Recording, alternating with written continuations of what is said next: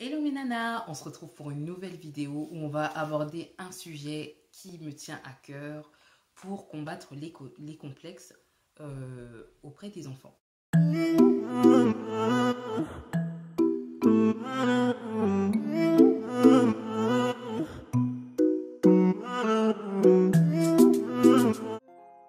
Donc en fait, le sujet c'est l'origine du complexe chez l'enfant. Pourquoi j'aborde ce sujet? Parce qu'en fait, dans mon combat contre les complexes, je me rends compte qu'en fait, plus jeune on est, plus il faut attaquer le mal à la racine. Donc, certains éléments j'ai pu identifier comme étant des vecteurs de complexes, c'est premièrement le fait de comparer un enfant. Donc en fait, quand on compare à d'autres enfants, que ce soit dans notre groupe social ou dans notre milieu familial, l'enfant, il aura tendance à se sentir pas le bienvenu ou pas l'enfant désiré ou pas le bon enfant parce qu'on est toujours en train de lui dire regarde un tel, il fait ceci de cette manière-là, toi tu le fais pas comme si, regarde comment il travaille mieux que toi, regarde. Et l'enfant finalement il va se demander mais est-ce que j'ai été désiré ou pas? Donc là déjà on a une base qui permet au complexe de s'introduire. Ensuite, j'ai toujours mon petit carnet où j'ai mes notes. Ensuite, il faut savoir que ce genre de choses, ça va empêcher l'enfant de s'exprimer. Ça va empêcher l'enfant de s'exprimer et il va se dire, bah non, si je dis ça, ça va être mal perçu parce que je suis pas le bon enfant. Donc encore une fois, on vient encore laisser une porte ouverte au complexe. Et le fait de ne pas pouvoir s'exprimer, c'est pas du tout épanouissant dans la vie de tout individu, adulte ou enfant. Il faut que ce qui est à l'intérieur puisse sortir en fait. Sinon, vous connaîtrez pas réellement quel enfant vous êtes en train d'élever. Donc c'est très important. Ensuite, il faut faire attention aux mots qui sont utilisés. Les mots utilisés pour s'adresser à l'enfant, même lorsqu'il agit mal, bien choisir ses mots. Parce qu'en fait, la parole, elle est constructrice et elle peut être destructrice. Donc, si on utilise des mots qui vont détruire la personnalité de l'enfant et qui va emmagasiner dans son esprit, c'est pas une bonne idée. Il faut vraiment réfléchir à choisir les mots, même quand on est déçu, même quand on n'est pas forcément fier de notre enfant pour une chose précise, hein, parce qu'on ne fait pas des bêtises à longueur de journée comme tout le monde et il est en train d'apprendre à se construire, donc c'est sûr qu'il va faire des erreurs et nous-mêmes en tant qu'adultes, on continue à en faire. Et le fait de lui marteler des mots blessant, ça va pas l'aider à se construire en tant qu'enfant et là encore, ça va permettre à l'enfant de s'isoler dans le complexe et se demander est-ce que je suis un bon enfant? Je le vois tous les jours parce que ma fille aujourd'hui elle va avoir 6 ans bientôt et elle pose des questions, elle me demande maman est-ce que tu es fière de moi, maman est-ce que j'ai bien fait ceci, regarde maman, oh, et puis je me retrouve à la féliciter avec plaisir ou à lui dire non moi je suis pas d'accord, là j'aime pas ce comportement là, j'aime pas ceci, j'aime pas cela, mais sans entre guillemets l'insulter. Je dis pas que vous insultez vos enfants, mais je pense qu'il faut faire attention quand même aux propos qu'on va utiliser devant l'enfant. Ce qui va être important également, ça va être de pouvoir décider de ne pas parler tout le temps des bêtises que l'enfant il aura fait. Pas tout le temps devant lui en plus, rappeler oui quand tu avais fait cela, quand tu avais fait ceci, quand tu avais fait cela. Alors c'est vrai que c'est tentant de lui rappeler ce qu'il a fait pour que ça lui reste en mémoire que ça vous avait pas plu, bien entendu. Mais par contre, le fait de le répéter tout le temps, c'est pas non plus la solution, c'est pas non plus la meilleure solution.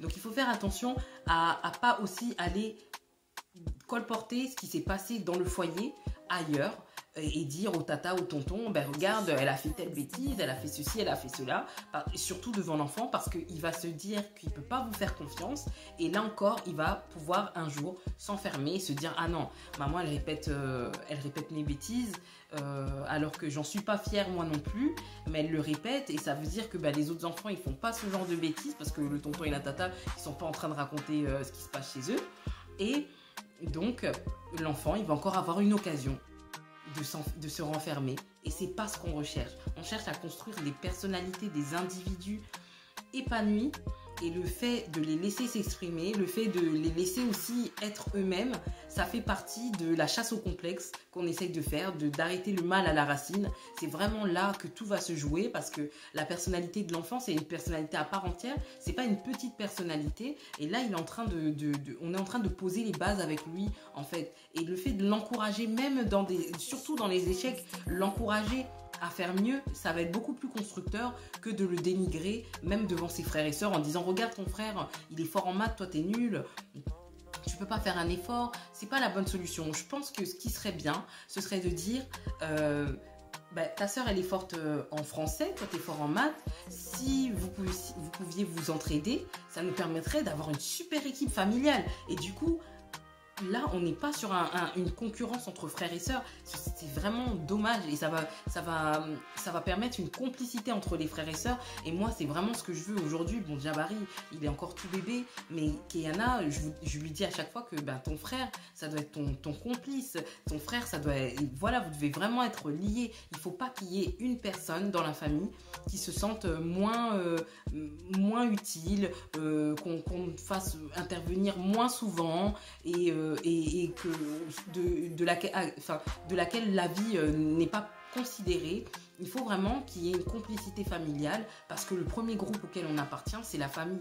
Et ce qui va déterminer l'individu qu'on sera en société, c'est aussi la façon dont on sera considéré dans la famille, la place qu'on nous aura accordée et ça nous permettra d'être une personne épanouie et une personne qui vit pleinement, qui jouit pleinement de sa vie. Voilà. Ensuite, ça permet aussi, le fait de construire un individu épanoui, ça permet aussi de venir prévenir le harcèlement à l'école, qui est un fait d'actualité. Les enfants, ils sont harcelés, soit par rapport à leur apparence physique, pour des choses, on sait que les enfants peuvent être aussi très méchants dès le début. Et donc, c'est important, nous, en tant que parents, même en tant que tata, même en tant que toute personne qui intervient dans la vie d'un enfant a un rôle important, les marraines, les parrains, d'ailleurs big up parrain et marraine de mes 2 enfants, et il faut qu'on puisse construire les personnalités de nos enfants pour empêcher que à l'école ce genre d'action méchante, parce que le harcèlement c'est méchant, puisse rendre nos enfants en fait complexés, frustrés. Il faut vraiment que à la maison on puisse leur faire avoir confiance en eux en les couvrant de paroles positives. Moi je dis à mes enfants, tu es forte, tu es intelligente. Même à Jabari qui parle pas encore, je lui dis, et je pense que dans le ton de ma voix il entend que je le rassure, je le conseille. Je lui dis à ma fille que tu es intelligente, que tu es une fille pleine de joie. Voilà, je lui dis des choses positives pour que sa journée elle se passe bien. Et en tant que croyante aussi, j'insiste là-dessus parce que je veux vraiment que tous les domaines de sa vie soient comblés, esprit, âme, corps, vraiment qu'elle se sente vraiment bien pour aborder ses journées de la meilleure façon qui soit. Donc, je vous encourage à le faire parce que si on veut vraiment réussir cette lutte anti-complexe, c'est vraiment dès le plus jeune âge. Et le complexe n'a pas d'âge, n'a pas de taille, mais je pense que dès la racine de l'enfance, il faut réussir à l'enlever et laisser aussi une place d'expression pour l'enfant. C'est important. Moi, dans ma culture, je suis congolaise, je suis née en France, mais je sais que dans ma culture, mes parents, avec leurs parents, ils ont eu beaucoup de tabous. Ils n'ont pas tout abordé. Mais moi, ce que je voudrais pas, c'est que dès le plus jeune âge, dès l'enfance, la petite enfance, on commence à isoler l'enfant dans le fait de peut-être pas lui faire se sentir bien en fait. Et on l'isole, on le complexe sans le savoir, et que demain l'adolescence ça vient vite, hein. Aujourd'hui elle a 6 ans, dans 6 ans elle a 12 ans, enfin ça passe tellement vite que je me dis que si dès maintenant je lui laisse son espace d'expression et je lui permets de me faire confiance, eh bien ça va permettre qu'à l'adolescence je puisse éviter, j'espère pouvoir éviter certaines choses, parce que je voudrais vraiment être au plus proche sans l'étouffer, mais que si vraiment elle a besoin d'exprimer des choses, elle puisse le faire en toute liberté. Voilà, c'est ce que je voulais partager avec vous. Je vous encourage vraiment à le faire. Les tatas, les tontons, toutes les personnes qui sont acteurs de la vie des enfants, le faire pour éviter que de créer des adolescents qui sont toujours en mal-être constamment, et de permettre voilà, que chacun d'entre nous vive dans une société avec des individus qui sont épanouis. C'est très très important. Donc je vous encourage vraiment à le faire. J'espère que cette vidéo vous aura plu. Je vous laisse liker, partager, cliquer sur la cloche aussi pour être informé de mes prochaines vidéos. Je vous dis à très bientôt, je vous fais des gros bisous. Mouah.